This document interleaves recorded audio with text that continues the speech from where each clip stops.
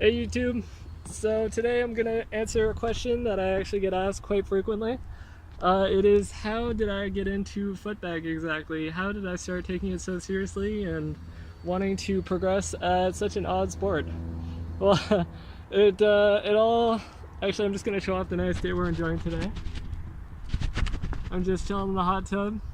It's not as hot as it looks outside. It's actually still like pretty cold outside and it's spring, so you know, we're just kind of enjoying the somewhat cool weather. So anyways, it all goes back to my primary school.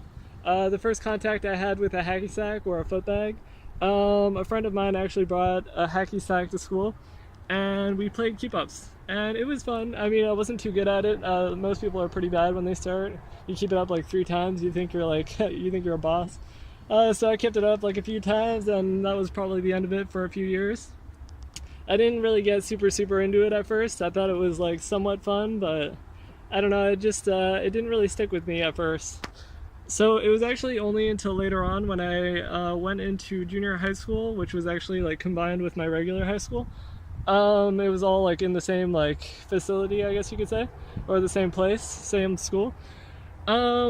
So when I was in grade like 7 or grade 8, I watched YTV and I watched Matt Cross actually go on TV and he performed a few footbag tricks and the hosts were just like ridiculous. It was hilarious.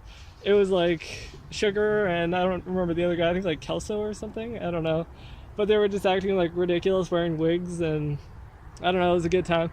And that's what got me into Footbag actually, was because that inspired me to want to actually learn how to do tricks.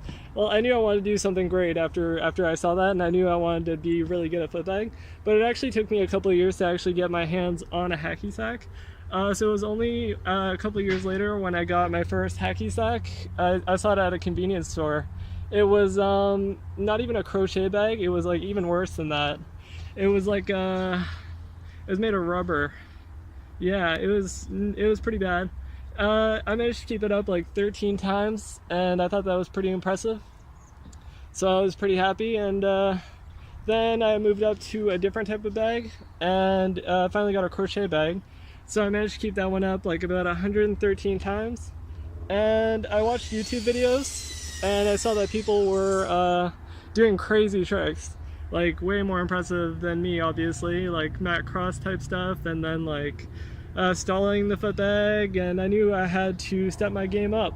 So I actually looked up in the area on footbag.org. I actually suggest this for anybody who wants to start playing.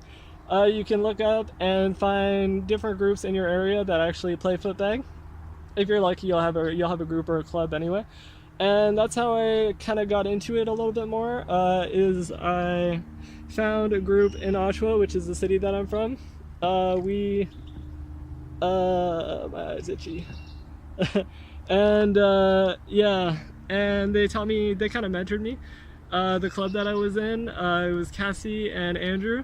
They were my mentors essentially, and they taught me all the basics, and then they moved me up into intermediate tricks as well. And that was pretty cool. And from there, I mean, I just never really let go. I moved up to a 32 panel foot bag. At first I was using a sandbag, which is good for learning the basics. And then after that, the 32 panel moved me into some more advanced tricks. And yeah, I just haven't really looked back since then. And then I went to the World Championships and I placed second in intermediate in, I don't even remember what year it was, to tell you the truth. I think it was like year 2012 or something. I don't know, don't take my word for that. Well, I'd have to look at the medal. But yeah, that's kind of a question that I get a lot, is how I got into Footbag. And if you're looking to get into Footbag, I actually suggest that you go on footbag.org and actually search for a club near you, and they will actually teach you everything you need to know about how to start. And it's a great way to start for sure. It's also a very social sport. I mean, everyone is very friendly that actually plays. And it's a great sport, so I would definitely suggest that anybody who wants to get into it, definitely get into it and start making some YouTube videos. Let's make this sport grow. Alright, see you later, YouTube.